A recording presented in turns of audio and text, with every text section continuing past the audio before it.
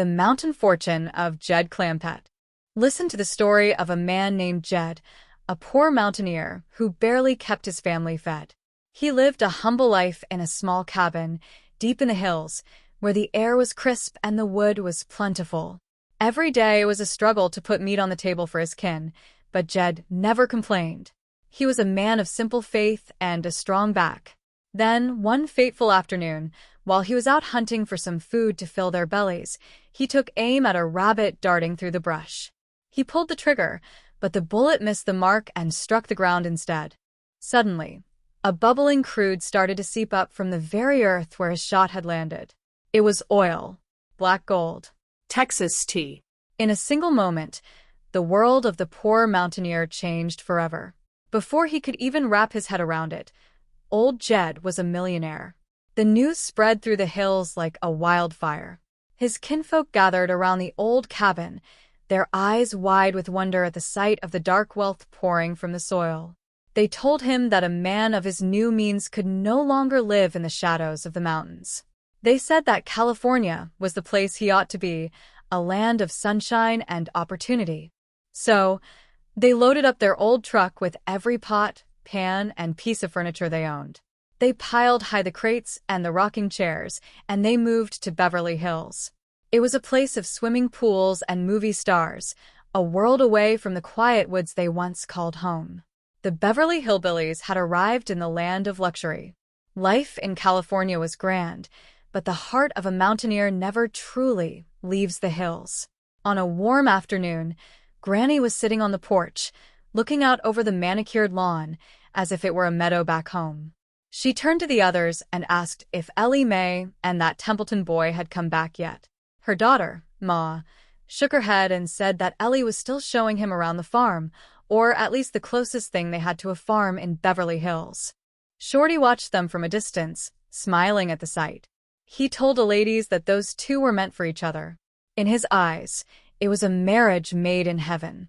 Granny, always one to plan ahead, declared that they would hold the wedding in the little wilderness church down the road. She could already see the flowers and hear the music. However, Jed was a bit more skeptical. He reminded her that Ellie Mae and that young woodchopper had just met. He asked how she could be so sure that he was going to get married. Granny leaned in, her voice hushed and serious.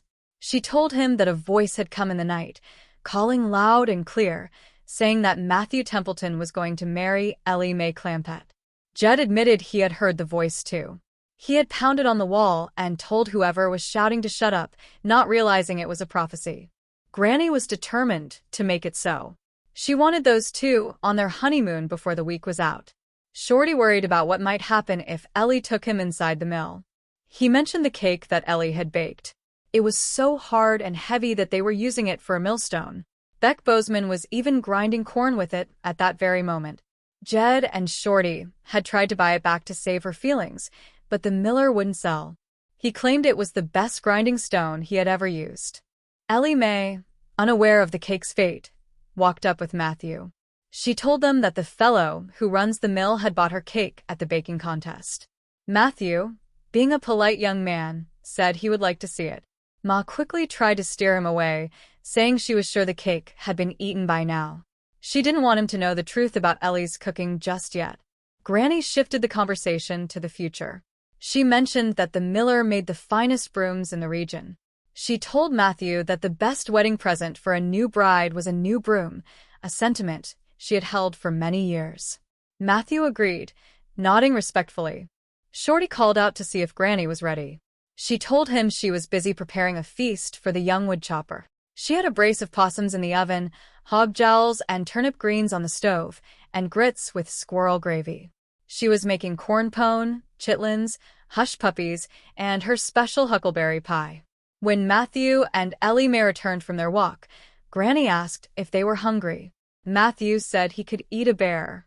Granny hurried Ellie into the kitchen to get busy.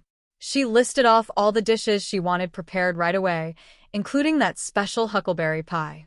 Ellie worried it would be an awful lot of work, but Granny insisted it was nothing for a girl like her. Later, as Matthew finished a slice of the pie, he declared it the best he had ever tasted. He thanked Ellie, though she was too modest to take any credit. Granny praised Ellie's skills, calling her a master housekeeper and a cook. She even made up stories about Ellie looking after dozens of babies for the town mamas, claiming she could sew clothes for all of them while weaving her own material. Matthew was impressed. He called her a remarkable girl and said that the fellow who got her would be a lucky man. Taking the opportunity, Granny asked Matthew directly if he would be interested in marrying Ellie Mae. Matthew smiled and said he indeed would. He mentioned that Miss Hathaway had told him Ellie came back to find a husband, and it seemed she had found him. He said he would be proud and honored to be the man who marries her. The news traveled fast. Over in California, Mr. Drysdale was on the phone, hearing about the potential marriage and the need for a dowry. He was worried about the Clampett fortune leaving his bank. He had sent Miss Hathaway to prevent any sudden moves, but it seemed she was the one who had helped find the groom. He was furious, even threatening to scramble to the next plane to handle things personally. Back at the hills, the wedding preparations continued. They visited a beautiful little church, which Matthew found to be a dandy and inspiring place for a ceremony. Granny was busy with every detail. While they were there, they ran into Alverna Bradshaw. Granny introduced Matthew as the man who was going to marry Ellie Mae. Alverna was shocked, looking a bit green at the news. She mentioned her own future son-in-law, Robert Holloway, claiming he was taller and broader than Matthew, though everyone could see that wasn't true. Just then, Miss Jane appeared from the woods, dragging a man along. It was Robert Holloway. He had lost his glasses after being pulled through the trees and was a bit of a mess. Alverna was embarrassed, calling it a humiliating experience. She hurried him away in a buggy, leaving the others to laugh. The rehearsal for the wedding began. Jed was instructed to fetch the bride and put her hand in the groom's hand. Shorty stood in for the groom, wishing he were the real one. Jethro, acting as the best man, felt like a dummy just standing there. He wanted to go meet a girl and bug tussle, but Granny wouldn't hear of it. She wanted to run through the ceremony again. Ellie Mae was told to go change into something pretty and put a little vanilla extract behind her ear to tantalize the groom. Matthew arrived after a morning of chopping 50 rails of wood.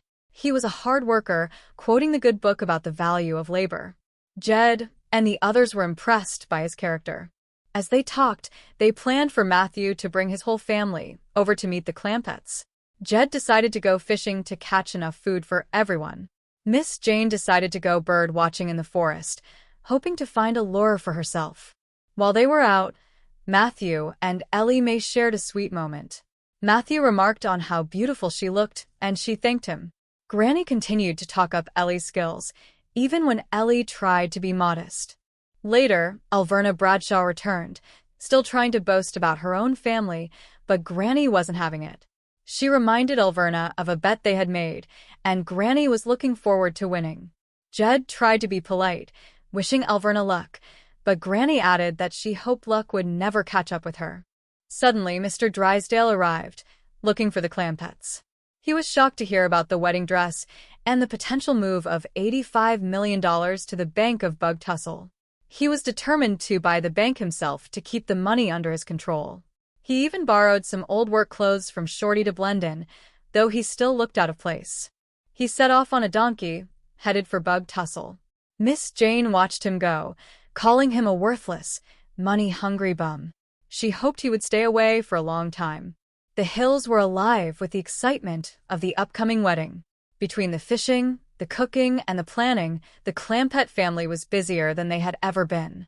It was a time of joy and new beginnings, a testament to the fact that no matter where you go or how much money you have, the values of family and love are what truly matter. The story of Jed and his kin was one of unexpected fortune, but their spirits remained as true and simple as the Mountaineer.